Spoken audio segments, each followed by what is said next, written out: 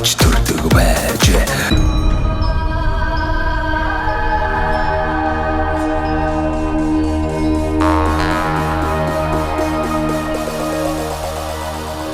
За та бүхэндээ орой минь хүргэж байна. Ингээд сумдаа сайхан амьдрын нэвтрүүлэг маань Дундгой аймгийнхаа 15 сумаар тойрч цуврал нэвтрүүлгийг хүргэж байгаа. За энэ удаа Дэлгэр цогц сумынхаа тухай одоо цувралаар та бүхэндээ хүргэнэ. Ингээд Дэлгэр цогц сумын маань одоо ямар онцлогтой вэ? Ямар сайхан ард иргэд маань энэ бүс нутагт амьдарч байна. За манай Дэлгэр цогц сум бол одоо манай аймгийн өв таалга болсон одоо сум Улаанбаатар хотоос ирэхэд одоо хамгийн ихэнд Дэлгэр цогц сум маань ингээд ухтаж явж байгаа. Дэлгэр цогц сум бол одоо сумын төвөнийг зам дагуу байрласан баг газрын чулуу гэдэг одоо үзэсгэлэнт газар байна. За Дэлгэр цогц сум маань одоо ингээд хөгжих боломж нь бол одоо аялал жуулчлалын чиглэлээр хөгжих бас бүрэн боломжтой баг газрын чулуугаар төшөглөөд бид нар бол одоо баг газрын чулуун дээр аялал жуулчлалын техник эдийн засгийн зохицлбор болох техник эдийн засгийн үндэслэл нь бол одоо хийгдээд явж байна. Энэ техник эдийн засгийн үндэслэл ерөнхий төлөвлөгөө батлагдсанараа баг газрын чулууг тойроод хаана одоо яг амралтын бүсүүд байх уу, хаана одоо зочд буудал ресортууд байх уу гэдэг энэ төлөвлөлт бол одоо тухай хийж батлаг түүний дараа бол яг энэ чиглэлээр нь хөгжүүлээд явах юм бүрэн боломжтой. За мөн одоо энэ зам дагуу байдаг учраас одоо замын худалдаа үйлчилгээ, зам дагсан худалдаа үйлчилгээний одоо төвүүд байгуулах боломжтой.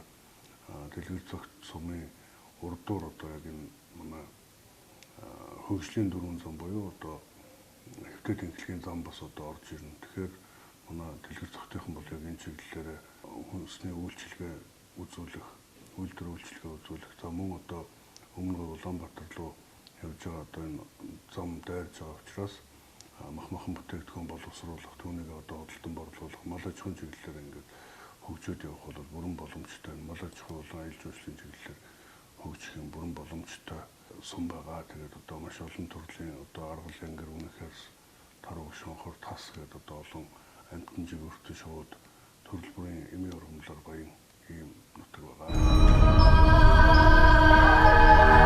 За монголчуудаа Монгол эх орныг нь танилцуулах зорилготой сумдаа сайхан амьдрын нэвтрүүлгээ Дундгой аймгийн Дэлгэр цогц сумаас бэлтгэж байна. За Дэлгэр цогц сумынхаа Дэлгэр эмт багийн одоо сайхан иргэдтэй уулзж байна. Тэгээд та хоёртай энэ сайхан өдрийн мэндийг хүргэе. Баярлалаа. Тавгаах. За түүний гэр бүлийн хүн оюун бэлэг гэдэг ийм сайхан хоёр хүн байдаг юм байна. Та хоёр маань бас өөрсдөө танилцуулаач нутаг орныхоо тухай, өөрсдийнхөө ажил тэ хөдөлмөрийн тухай сайхан танилцуулнаа.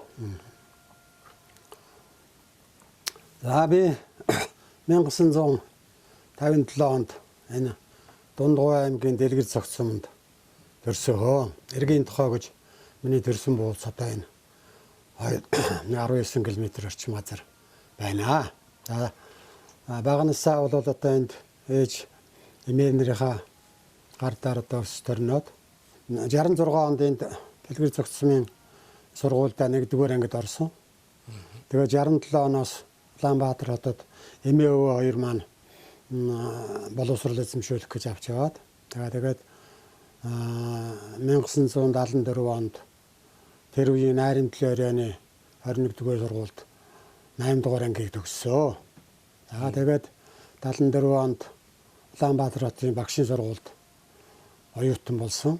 За 2 жил сурж байгаа дундаас нь цэргийн албаасан 1976 оноос 79 он хүртэл Налаа хотод Сүнэг сонгоцны тусгай эскадрильд цэргийн албаасаа. За ингээд үргэлжлүүлээд 1979-өөс 1981 он хүртэл багшийн сургуульдаа суралцаад багшийн сургуулаа төгсөөд энэ одоо сум орон нутагта ажлынхаа гарааг эхлэхээр 1981 онд ирж байлаа. Багаангийн Тэр үед одоо гүрээр ихж байгаа сансарт нисчихлаа. Тий. 81 онд ч гүрээр ихж байгааг сансарт нисэж явах үед чинь би яг 3 сарын 22-нд Энтийн аймгийн Өндөр хаатад дадлага хийж байлаа. За. Тий. Тэгээд хавар төгсөн шүү дээ. Тэгээд хавар төгсөөд одоо энэ сум орон нутагтаа ирж ажилласан. Тэгээд энд ирээд 1-р анги аваад тэр үед чинь 3-р анги төгсгдөг байлаа багаангийн. Тэгээд 3-р ангиан төгсгөөд дараагийн шатны сургууль суралцах өргөдөл одоо тэр үеийн намын хороондоо өгсөн байсан. Намын өөртөө Тэгээд аймгийн намын орооноос 1984 онд конкурс өгөх эрх одоо ирсэн. Тэгээ 1984 онд одоо конкурс өгөөд Монгол Улсын их сургуулийн түүхэн ангид элсэн орж байлаа. За. Тэгээд 4 жил одоо Монгол Улсын их сургуульд суралцаад 1988 онд мөн одоо төрөлх сумар нутагта ажиллахаар энд ирсэн. Уул нь одоо тэгээд 70-аад оны сүүлээс бараг 80-аад оны сүүл хэрч бараг 10 гаруй жил суралцсан биш үү? 8 жил сураад дундуур нь бас 3 жил зэрэг аль байгаа. Бас их сонирхолтой амьдрал биш үү тий? Тийм ээ. Тэгээд 88 онд энд одоо суулгана гэж одоо манай боловсролын хэлтсийн дарга тэр үеийн гавья тогш үлзий багш маань авчирсан. Тэгээд энд суухаар болоод ирсэн хуваар дөгөөгөр аймаг тэрээд ирсэн чинь занны хувирцс одоо боловсролын хэлтсэд ажиллуулахар боллоо гэд боловсролын хэлтсэд бас нэг жил гараа ажилласан. За. Аймгийн захиргаанд. Тааш аргагүй шүү дээ. 2-2 сургууль төгссөн их мундаг боловсрол юм байна шүү дээ. За тэгээд тэр ч одоо бас 2-3 нялх хүүхдтэй өдөө гадаа байнга явна бас их амьдралд бол хэцүү байсан. Тэгээд одоо нэг суурь ажилтаа болгож өгөөч гэж боловсролын хэлтсийн дарга хүсэлт өгөөд тэгээ боловсролын хэлтсийн дарга маань тэр хүсэлтийг минь биелүүлж 2 дугаар 10 жилийн сургуулийн захирлаар одоо тэр үедээ бол одоо бас ардчил гарч байсан үе 2-3 захирал одоо нэр дэвшээд тэгээд тэр 3 чөнд нэр дэвшлүүдээ тэрнээс одоо 2 дугаар 10 жилийн багш ажилчид маань намайг одоо ажиллуулъя гэж хүлээн зөвшөөрч тэнд одоо захирлын албаг нэг 2 жил гараа хийсэн дээ. Одоо тэр телевиз зурагтны дээр нэг зураг байна шүү дээ. Тийм. Тэр зураг маань одоо яг 2 дугаар 10 жилийн зураг. Тэр чинь 2 дугаар 10 жилийн сургуулийн зураг байгаа юм.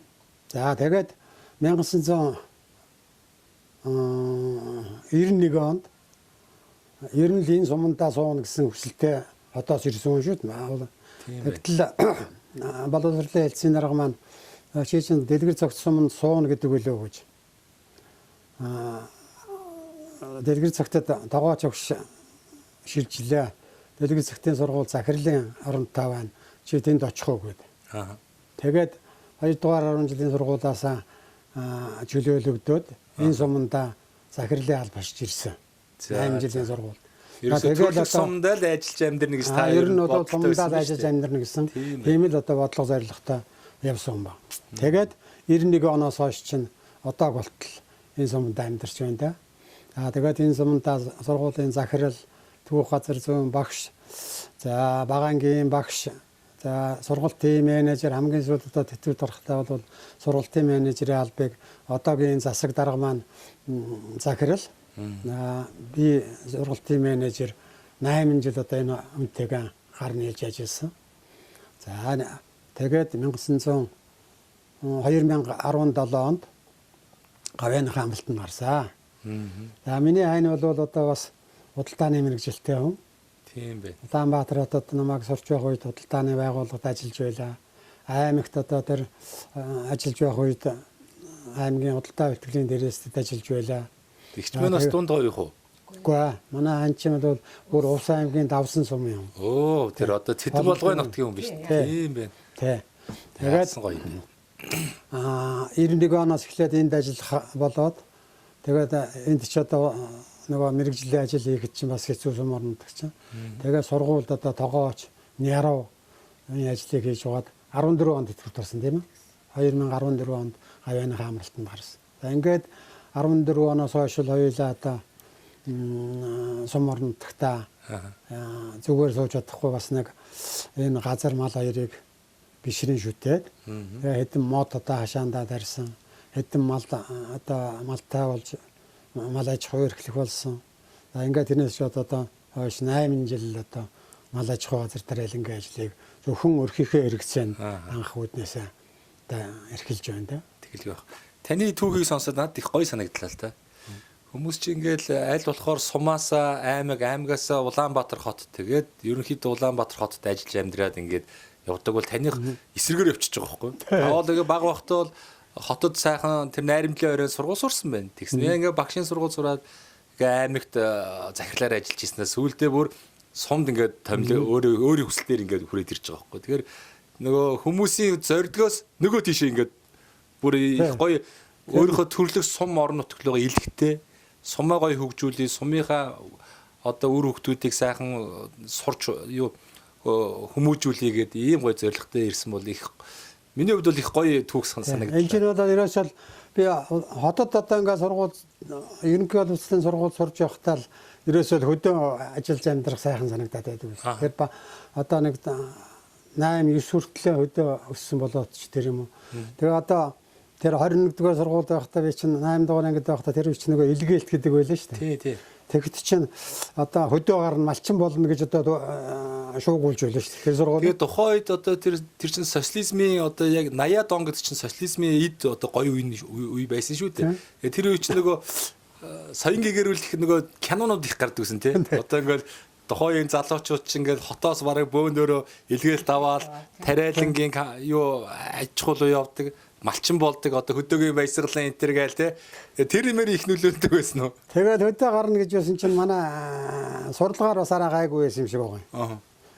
Тэгсэн ангийн багш маань чи хөдөө гарна гэсэн чи юу гэсэн үг чи? Ийм одоо сурлагатай байж байгаа. Одоо цаашаа сурч бол сурахгүй байх юм чи. Загнаад. Тэгээ манай ихч бас загнаад. Тэгээд намаач өчээр одоо цаашаа боловсрол эзэмшүүлд яасан. Тэгээ би одоо тэр ангийнхаа багшд тэр одоо намайг та сургаж хүмүүжүүлж байсан ээж ихний дүү ихчдтэй бол одоо их баярлж явдаг шүү дээ. Тийм учраас. Тэгэл одоо тэр хүсэл зорилгын юм одоо ер нь байнгын одоо ер нь хөдөө амьдрмаа санагдаад хөдөөгийн агаар нэг сайхан санагдаад хадмууд маань ч гэсэн одоо ханиан дагуулад хөдөө явна гэхэд бас дургүй л байсан. Лавгаах маань их сайхан бас их гоё сонирхолтой хууч хөөрлөө. За оюун бэлэг ихч мэн одоо Увс аймгийн Давс сумын одоо уугуул хүн байна шүү дээ. Тий. Тэгээ одоо хүүхэд настай бол одоо Давс сумдаа улаан гомд байсан уу? Тий. 2 дугаар анги төгсөөл налах шилжчихсэн. Тэгээ налах 10 жилд. За манай аав ах энэ ч нөгөө налахын тэр цэргийн анги нөгөө нисхийн тэнд байж байгаа. Тэгээ тэнд шилжиж ирэл. Тэгээд налах 10 дугаар анги төгссөн юм да. Тэгж яагаад хантайгаа танилцаад. Та бас хотод оюутан болсон. Гүүга. Тэгэл нэр ах чинь нэр налах цэргийн албаа хааснаа. Ах тэгээд цэргийн 3 жилд багтаал одоо ихчтэй. Тэр золооч халаад авсан юм. Тэр надаа цэргийн албаа хахад бол одоо бас 3 жил сайхан тэр нэрүндтэй анги цэргийн албаалаа. Дээр нь одоо насан туршийнхаа ханиг олж явсандаа бас их баярлж явдаг шүү дээ. Ямны одоо 2 дахь одоо орон зай бол тэр налаах гэж боддог юм. Тэр налаахын зэргийн 130 дугаар ангийн дээр эндээс насан туршийнхаа ханиг олж явсан юм байна. Тийм байна. Игч маань тэгээд одоо энэ лавга ахыг дагаал одоо тэгэл сайхан одоо ажиллаж амьдэрж шүү дээ. Одоо хаа юу аймаг сууныг аймаг суугаа сумын суу тэгээ сумын суугаал тэгэл явцлаа. Ямар ажил болтноо тэрийг хийгээл ингээл хоёулаа нэгэл хэдэн хүүхдүүдээ сургууль хүмүүжүүлээл ингээл хүний сайн хайна гэдэг бол одоо яг л одоо нэг л төшөг одоо. Тэгэхгүй одоо ингээд таныг ийш тийш явах гэдэг үгүй би өөр газар амьдрмаар байна гэж бас хэцүү тийм. Хоёр мэн одоо ингээд тэтгэврт хэдийгээр гарсан ч гэсэн одоо бас энэ танай хашаач бас хөөрхөн том хашаа шүү дээ энэ ч одоо. Том. Энэ баруун талдаа бол малын сарвч байх шиг байна тийм. Тий. Энэ талдаа одоо тэгээд жацган наган тарьсан бас. Амата өхрийн хороосоор авчиднээс. Тэр цаанаас нэг хороогүй энэ баруун дээр. За. Хаваржаа намаржаа. Өвөл болохтой зэрэг. Сумаасаа хэр зайтэй? Өөр өдөө баруун дээр. Холгүй мэн. Километр өрөхгүй газар. Эндээс харагд. За тэнд хэдэн мал нь байж гин тэгээд өвөлдөө нааш оруулаад. Өвөлдөө эндээ ороод ирнэ. Хажуудаа. Одоо ингээд сумын төв дээр бас яг хөө цөөхөн тооны мал бол гайгүй л баг л та. Бас олон тооны мал байвал бас бичээрээ ер нь бол ингээд сумын нөгөө тарьсан мод энэ төр идлээ байлаа гэж одоо асуудал үүсэн шүү дээ. Тэгээд эднэртээ бол одоо гадагшаал бичээ дагажл бичигээс ураггаад. Хянахгүй бол одоо энэ айлын хашаа мод сүтгэж гэдэг хэвчээ шүү дээ. Тэгээд танаа хашаачсан их олон сайхан мод тарьжээ. Энэ чацраг бол бас нэлээд хөрхөн чацраг биш үү? Энэ чацрагныг хизээ тариу. Энд ч одоо баг хэдэн он тарсан бэ?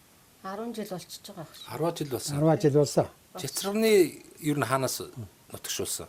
Аймгийн юунаас л авсан шүү. Дундгой аймгаас. Мод өржүүлгийн газараас л авч. 20 бут авч тарж байсан мэт. Одоо танаа нөгөө Увс аймагт бол жацрах бол бирэн ч үү те. Тийш. Нөгөө тис голынхоо зэрлэг жацрахын тэр чинь бол янзын амттай те. Янзын. Увсын жацрах бол янзтай. Би харин таныг одоо бас Увсынх болохоор Увсаас авчир суулгасан болов уу гэж бодохгүй юу?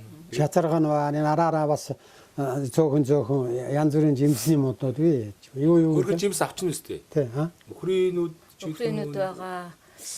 Бөөрөлцгөн. Алимны бас нэг 3 4 байгаа өхрийнүүд байгаа. Бөөрөлцгний бас нэг 3 4 монос ви. Тэхийн шаг. Тэхийн шиг ви юу ви. Нохоо шүү ви. ер нь бол тэр өрхийнхаа хэрэгцээний одоо сайхан жүүсээ хийгээд уурчин тийм ээ. Тий тэгээд нэг илүү яаддаг юм аа тэгээд Зарж үлддэг удаа эд хүүхдүүдтэйгээ нэгээл. Тэгээд өөрснийхээ хэрэгцээ. Чацрагны шүүсийгээ дуучин. Хөлөмжөндөө жоохон юу тарьчихна. Нарийн ногоо тарьчих юм биш үү? Одоо юу өргөс тэмх тарьчихна. Улаан лойл тарьчихна. Тэгээд Чинжүү тарина. Тэгээд шээгүү бас заримжилж шээгүү тарина. бас гоё ургадаг шүү дээ. Тэгээ говийн нарч шавга янзын урган тий. Гадаа талбайд нь бол сонгон саримсаан тарьчихна үүс. Төмс манжин луун тарьж үзсэн үү? Одоо эхэндээ бол тарьж байсаа сүүлийн үед бол тариагүй. Бас ургуул ургахаар тий. Ургахаар. Юу л тарин ургахаар л юм шиг байна л да. Хамгийн гол нь манай энд ч бас нөгөө Усны асуудал. Усны асуудал. Бид энэ хашаандаа нэг хүний удаг гаргасан чинь бас хожир ихтэй мод туслахад бас тохиромж муутай болчиход байгаа юм аа. Зүг. Тэгвэл санаа бол одоо бас энэ модоо эндээс усалчихнаатай л Өсөө хөрч бас их ажил. мал бол яг одоо өвлийн цагт бол мал уу. одоо зөөвөр усаар услах айгүй үгүй. Тэгээд зөөлгч тэгээд хүнээр зөөлгөөл тэгэл усалдаг шүү дээ. Усны асуудал л гэнэ. Усны асуудал. Энэ хашааг бас их гоё барьжээ. Доор ингээ блоктой, дунд нь банцтай. Тий. Хүнээр Хүнээр Өнгөрсөн жил манай сумын нэг залуу хийж гисэн байна. Баттал гэргээд манай сумын нэг залуу үе. Тэргээр одоо бариус. Сайхан барьж өгсөн өөр юм. Тий, их айтайхан цэвэрхэн гоё ашиг. Цэвэрхэн тий. Зүгээр ингээ нэг модон банц байж яхаар тий. Бас өөр юм байна. Охин дуудчих шүү. Хүүхдүүд маань талдлаа сөрөнгө оруулалтыг тэгээд хашаагаа ямарч байсан. Догчуулаад амьдрах орчноо бас нэг сайжруулаа. Хүүхдүүд их санаа тавьсан. Зүгээр их шингээ тойрол гарч. Газар их сайхан өгөөчт юм а тий. Ер нь тий. Одоо ялангуяа нэг аймаг суман дээр амьдарч байгаа хүмүүс бол одоо газрын эзэн болох боломжтой тий. Одоо чи сум аймаг дээр бол ихэнх хүмүүс бол өмчлөл авчиж байгаа үстэй. Дата манай өмчийн газар хашаа. Тэгээд энэ газар бол өөрөө өстө бүх юмний үндэс шүү дээ тий. Тэгээд. Газар дээр одоо танаах шиг сайхан ингээд ногоогоо тарьж болж гин хүлэмжээ аж ахуй хийж болж гин. А дээрэс нь одоо ингээд тий. Ер нь газрын үед одоо юу ч хийж шүү дээ. Тэгэхээр энэ хамгийн гол одоо энэ эдийн засгийн үндэс бол энэ газар. Энэ монголчууд маань энэ газрын үндэсний тал дээр ер нь ойлголт ямархуу байх шиг байна. За яг хуу сум аймагт амьдарч байгаа хүмүүс бол ингээ газрыг бол ойлгоод нэг хектар одоо орон сууц байшин барилга гэхгүйгээр өөрийн гэсэн эдлэн газраа хаусаа бариад ингээд гоё амьдрий гэдэг хүмүүс бол Хотод бол яг одоо энэ соёлын дагаад амьдрал бол сайхан байна. Зүгээр миний нэг юу яадаг юм ч одоо энэ газараасаа салдсан юм шиг санагддаг шүү дээ. Орон сууцнд байгаа сууц. одоо 6 давхурт нэг 2 өрөөнд амьдруул яах вэ? Тэр ч одоо нэг дөрвөн тал хашаагүй дөрвөн хаанал байна. Доош айлын таац, дээш айлын шал. Тий. Тэгээ одоо Нэг агаарч байгаа. хаананы хажуудлаа айлах, таацан дээд айлах, шалан доод айлах нэг агаарт амьдраад байгаа юм шиг Тэгээд санагдаж чи үл хөдлөх хөрөнгө гэдэг байгаа шүү дээ. тий. Тэгэхээр газрууд бол одоо ер нь найдвартай сайхан Одоо тэр 6 давхурт амьдарч байгаа дорж хоёулаа нэг зүгээр жишээ бодъё л доо. тий. Тэр газар нь бол тэр доржид ер нь хамаарал хэр байна. Тэнцээс 3 400 айл байгаа. За өндөр байшин бол одоо бүр хідэн ч айл байдаг юм. Тэр айлууч тэр газараа хувааж авахаар одоо энэ ч нэг метр газар хүрхүүгүй юу? Тэгин шүү. Тэр ер нь Тэгээ энэ одоо том хэмжээний газар байлаа гэж одоо энэ дээр чинь хэдэн давхар орон сууц барьсан минэлэн болно үү? Миний өрөөгдүүдэл юм болно үү? Тэгээ тэр утгаараа бол одоо яас энэ газартаа хамгийн баян хүн бол газрын л эзэн баян шүү дээ, тий. газартай хүн бол одоо хамгийн баян хүн гэж ойлгож байгаа шүү дээ. За хотод байгаа нөгөө орон сууц чинь мөнхөд байхгүй шүү дээ. Мөнхөд байх. Үсрээд 100 жил. 100 жил болж чадахгүй. Тэгэхээр насжилт болно. Дараа нь яах вэ? Одоо тэр 100 жил боллоо гэхэд За яг хөө тэр амьдэрч исэн үн одоо ингээ үр хөвгт нь үлдээд нөгөө хүмүүс нь байхгүй боллоо гэхэд одоо тэр байшин нурлаа гэхэд одоо яах вэ? Харин тийм л болно шүү.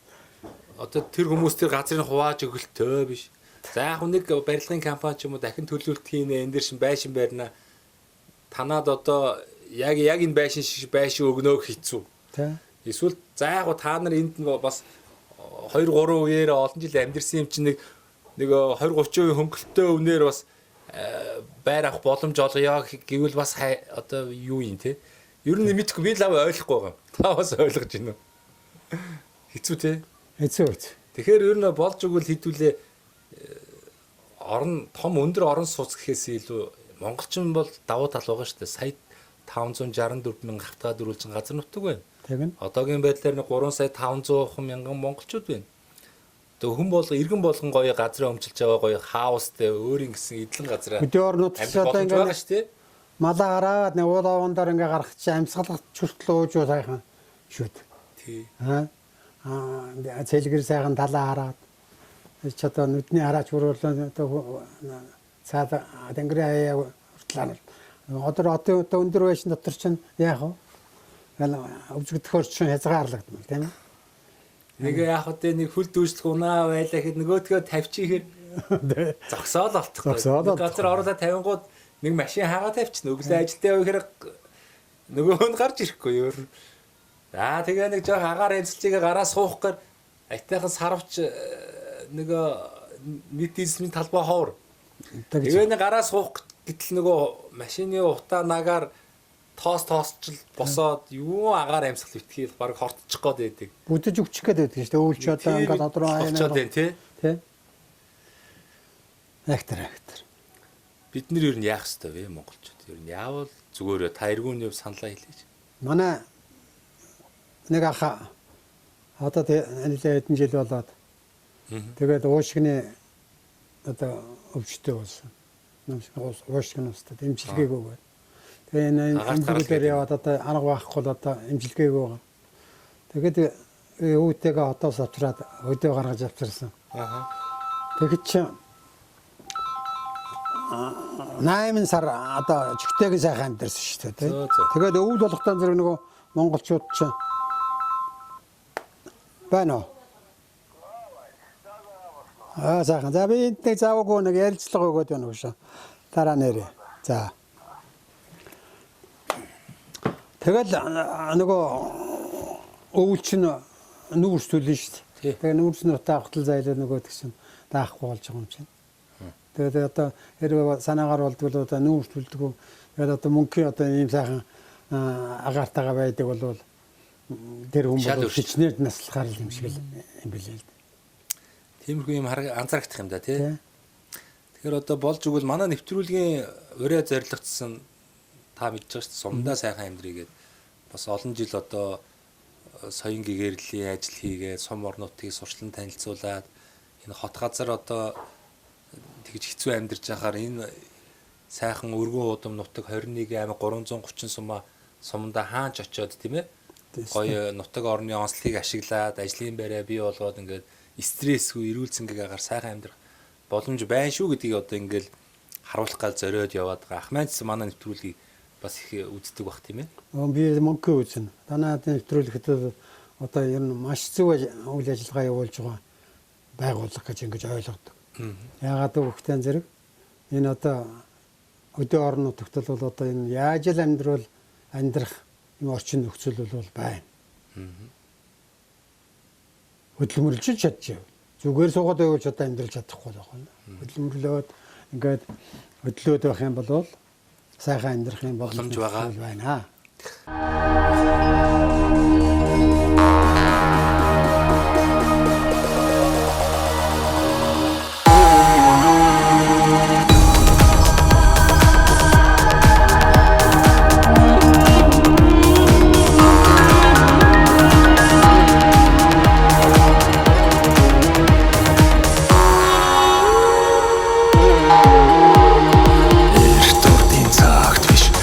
Цаг үед ийг л олон ард түмэн аж төрдөг